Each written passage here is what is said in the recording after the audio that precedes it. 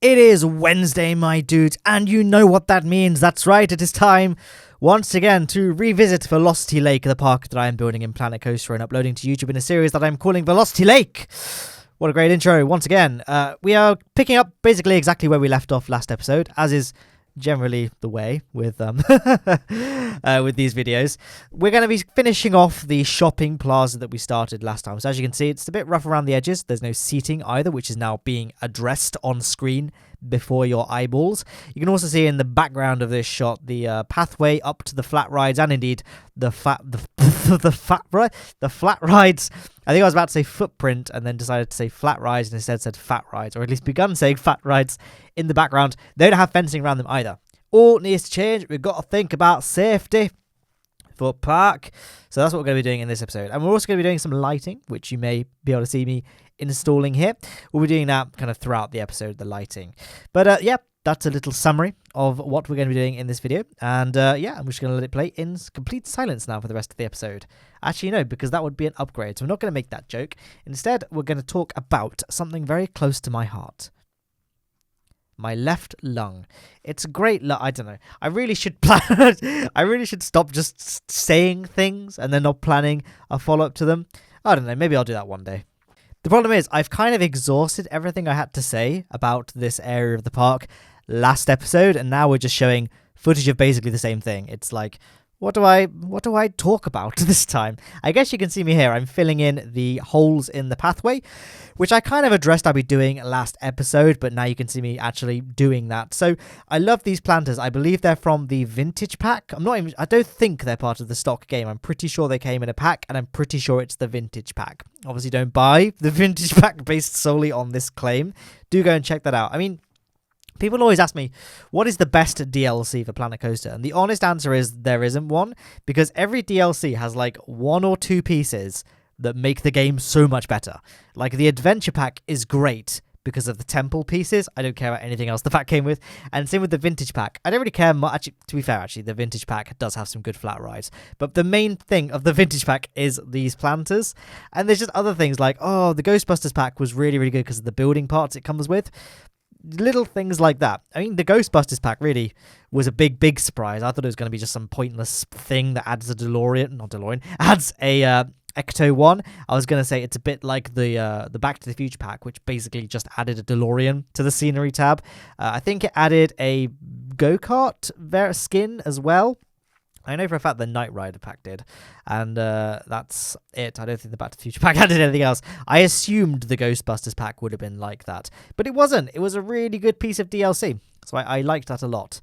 And yeah, what other DLCs have come out? I don't know. The rides ones, I guess, were good, but the scenery-based ones, like the Spooky Pack, Adventure Pack, Studios Pack, they all come with like one or two things that really like improves the game, like the Studios Pack. I don't actually care about any of the studio stuff, but I really like the fact it added cars to the game. Spooky Pack, I really liked the wooden beams it added. Little things like that. So yeah, speaking of wooden beams, I'm pretty sure actually this fencing I'm making here consists of wooden planks from the Spooky Pack. If not, they're very similar to the planks, some of the planks at least, the Spooky Pack added. We're going to slow down my commentary.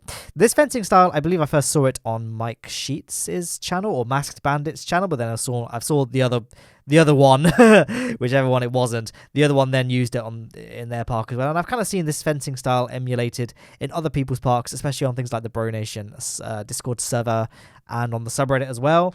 So I thought, let's give it a go. And you know what? I'll be darned. I really liked how that fence ended up looking. So I might copy that fence design again in the future. For now, I don't think I actually use it again for the rest of Velocity Lake. We've got it in this little area of the park. But aside from this small zone, and I guess the parts of this zone that we've not built yet, we'll be using this fence. But I don't think I use it at any other point in the park yet. There is always room for change. But I'm trying to think. I'm pretty far in terms of the actual completion of Velocity Lake.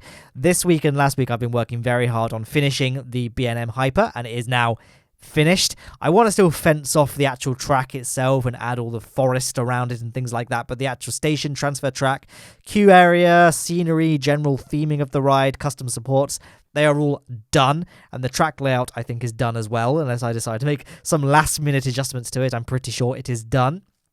So then we haven't really got much space for any other rides, and quite frankly, the performance of the game is starting to chug very noticeably. So I'm probably not going to make any more big rides. Maybe I'll add like a small... I kind of want to build a small launched coaster, a bit like the one in Crimson Tower, where it's like a terrain coaster, but it's a launched ride. I don't know, but nothing like too extravagant like the big RMC in this one, and like I say, the B&M Giga, or is it B&M Hyper? I can't remember how tall it is, but it's a big ride. It's the biggest roller coaster in the park by far.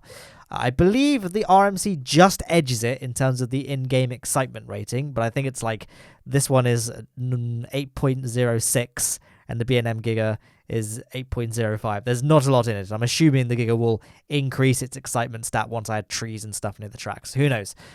I don't know why I included this in the commentary, but yeah, I was trying to make the roundabout point that I've kind of finished doing all of the stuff I want to do in Velocity Lake, aside from the hotel is the next big thing I want to make, and also kind of completing the backstage area of the park, and by that I mean the big warehouse that's near the entrance. And I'm still not entirely satisfied or sure about how I feel about the actual road going into the park, so that could be subject to change as well. But the hotel, I've been playing around with a few designs. Have you guys, this is a genuine cry for help. No, that's a Portuguese voice. This is a genuine request for some assistance here. I'm trying to think of a good, like, I very rarely build big structures in this game without having some sort of real life muse to base it on, because it's obviously much easier to build realistic looking buildings in this game if you have a real life building to base it on. So I've been looking at general like hotel buildings or tower blocks, things like that, of what to base it on. I'm still not entirely sure what I like. I do like the Brewdog hotels. They look pretty cool, so I might base it on one of them. So if you guys have any ideas of like a good hotel that might look cool in Velocity Lake, so not too extravagant like a grand hotel, but not too like cold like some rubbish modern Premier Inn sort of thing, you know, let me know. The other thing would be, is there a good name for the hotel? Like in Crimson Tower, which is the only other hotel I've built in this game, I think it was just called Hotel. You know, maybe I was just trying to think now. I was trying to think off the top of my head. If you've got any ideas for a good hotel name, like, I don't know, Velocity Vacations or something, but not that, something actually good.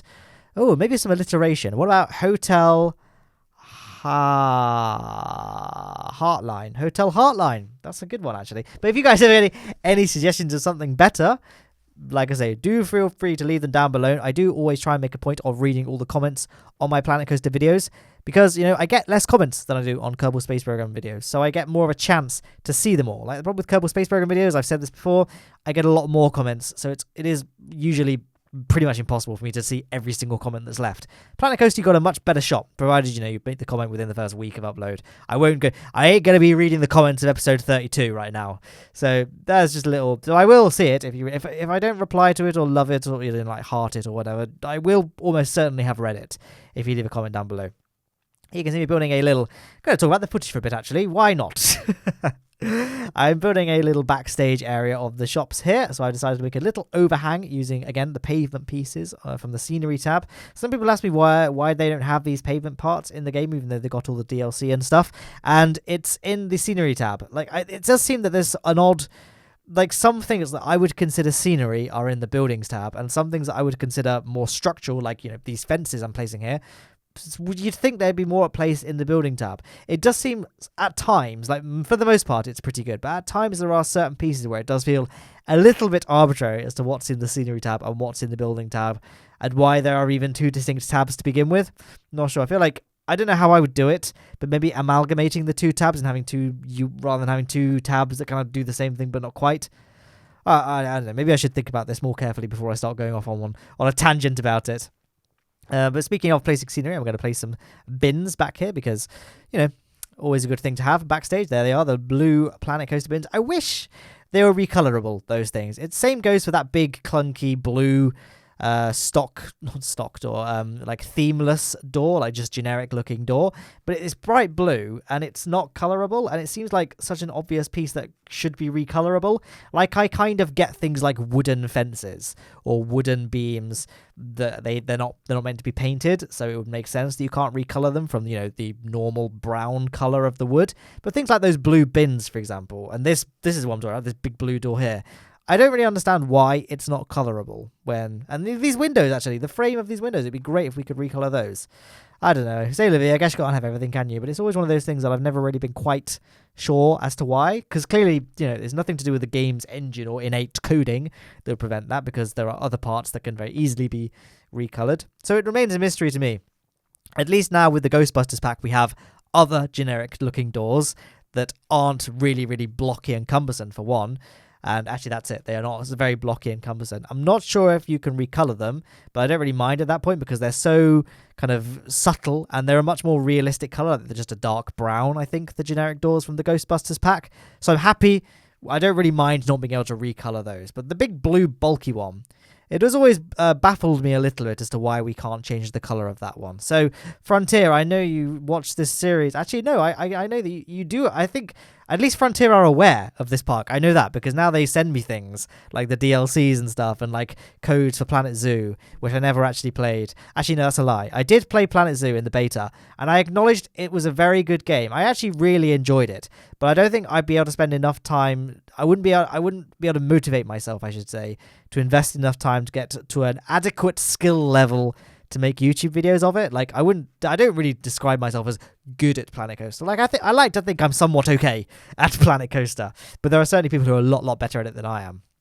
But I've sunk a lot of hours into Planet Coaster at this point, and it took a while to get to this level. And I think with Planet Zoo, although it is fundamentally a very similar game to Planet Coaster, I'd have to do some research about how to build a zoo realistically, like how to place the backstage areas, how much space an animal should need if we want to be realistic and that sort of thing. And I just don't think it's a time investment I really want to make for Planet Zoo, because I've never really been that enthusiastic about zoos in real life. And if anything, I'm actually not that in favor of them existing outside of ones designed for, conservation, like animal sanctuaries, or for example, things like, Plymouth. I live in a city called Plymouth, and there's a big aquarium here, and they've got a sea turtle, and everyone was like, it's really unethical for them to keep a giant sea turtle. But the thing is, it's like blind. It's only got any sea turtle experts or marine biologists in the comments will probably know about this, where they have a sort of triangular shaped shell, or it's got a nodule growing off it or something. I can't remember. I just watched a little talk they did about the sea turtle, so I'm going off that. So citation is very much needed here. But yeah, that sea turtle would stand no chance of survival if released into the wilderness or wild, whatever. Both of those words kind of worked in that sentence. So I get for zoos like that, or when they're trying to conserve things like pandas, where they're very much on the verge of extinction. I get zoos for that, but for just keeping, I don't know, tigers and stuff in tiny little enclosures, it makes me really uncomfortable. That's why I would never choose to visit places like SeaWorld. I would love to visit SeaWorld Orlando because the roller coasters there look amazing, but I can't bring myself to do it and support them morally because of, how awful their treatment of the whales is. Maybe I'm just a sucker for documentaries and stuff, but I did watch Blackfish. But even now, I think, it's one thing to take in a documentary like Vaxxed, which is obviously complete pseudoscience and does a lot of damage. For something raising awareness of, the mistreatment of animals, I feel like it's okay. I don't know. Anyway, God, this commentary got very deep, didn't it? Sorry about that. Deep, like a whale. Unlike their enclosures at SeaWorld. Anyway, carry on. Moving on. I just thought I'd add a little exit-only sign here because it looks like a somewhat inviting, mysterious pathway to the more adventurous guest. We want to just make it clear that path doesn't go anywhere. Don't worry, guys. It's just the exit to the ride. Gonna quickly slow down the footage, actually, to show you a quick overview of what we've done, because we've pretty much done everything we need to do in this episode. There's a couple of little I's to dot, T's to cross, which I'll show at the very end, but that is it for the most part. So I hope you enjoyed this area. I think, like I say, I really, really like how this restaurant-y area ended up turning out. I think it looks quite realistic. It really fills in that area of land in front of the RMC really nicely. But as you can see, there's that other patch of land on the rest of the little peninsula that the roller coaster sits on. We're going to fill that up with some thrill rides, more pathways, benching, scenery areas, that sort of thing. I don't think we place any more shops. This is kind of the shopping area of this island that we've done. So yeah, let me know what you think. And like I say, if you've got any suggestions for this park, mainly in the form of like buildings and stuff now. Actually, in fact, I'm going to say right now, one thing people suggested last time was if I could make some more like restaurants or terraces overhanging the lake. And I have already done a few. I've done the Street Fox coffee shop, the barbecue grill and steakhouse. Actually, that's it, I think, in terms of restaurants. Oh no, there's the one by the Industrial Revolution roller coaster as well that overhang the water, but On the other side, I was about to say, but it's now out of shot, but the grand suspension bridge, the beige and green suspension bridge, on the other side of that, where that joins the rest of the land, that's where the station of the B&M Giga will be. But I've also built like a nice restaurant. I believe it's a pizza pen. It's got a big open seating area that overhangs the water and a little thing that goes down to a dock, and there's a boat moored to it. I really like it. Beth was sitting in with me whilst I was building it, and she said it's her favorite building that she's seen me build so far. So I guess you've got that to look forward to. Not that she watches me play Planet Coaster very often, but she said she really liked the building. So I guess take that for what it's worth, if you will. I'm going to quickly fade here. I forgot to record this bit, but it was very inconsequential, so I didn't think it was going to be that damaging. I built that little white fence there just to kind of mask off the backstage area of the shops from the free flyer ride just there, because I've realized when you're on that ride, you can just look at bins when you see it. So I added that fence there just to kind of make the ride look a little bit more picturesque, make the view a little bit better. But as you can see, that wraps up this episode. So I hope you enjoyed it. As always, on the left-hand side is a link to the full Velocity Lake playlist. And like I say, if you wanted to leave a comment about hotel suggestions down below, I very much look forward to reading them. Anyway, I'm going to sign off there now, guys. Goodbye.